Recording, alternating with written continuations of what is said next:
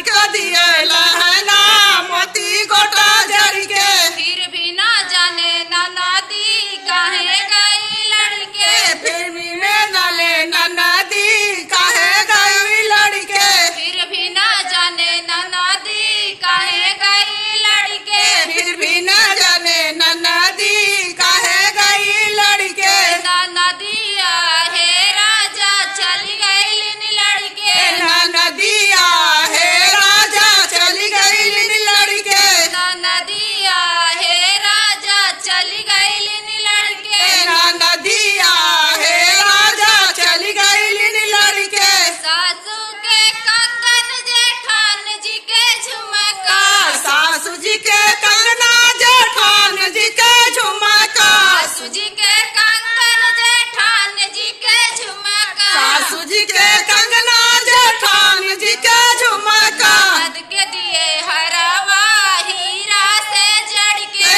नद के दिए हरवा हीरा से जड़ के।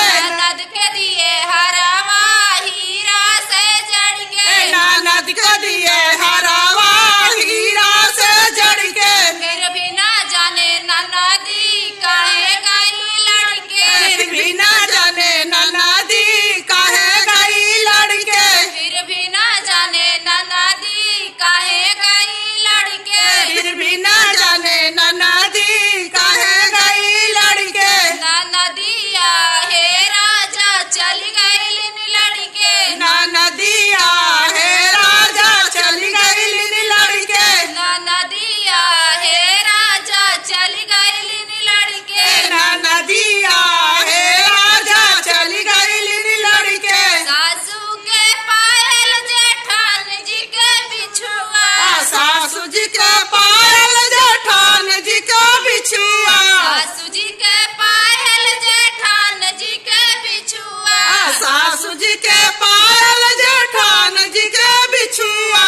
नद के दिए पाजेब घूंघर से कस के। नद के दिए पाजे घूंघर से कस के। नद के दिए पाजेब घूंघर से कस के। नद के दिए पाजे घूंघर से कस के। फिर भी ना जाने नदी काहे गई लड़के। फिर भी न जाने नदी काहे गई लड़के। फिर भी ना जाने नदी काहे गई लड़के। फिर भी न जाने नदी काहे गई लड़के।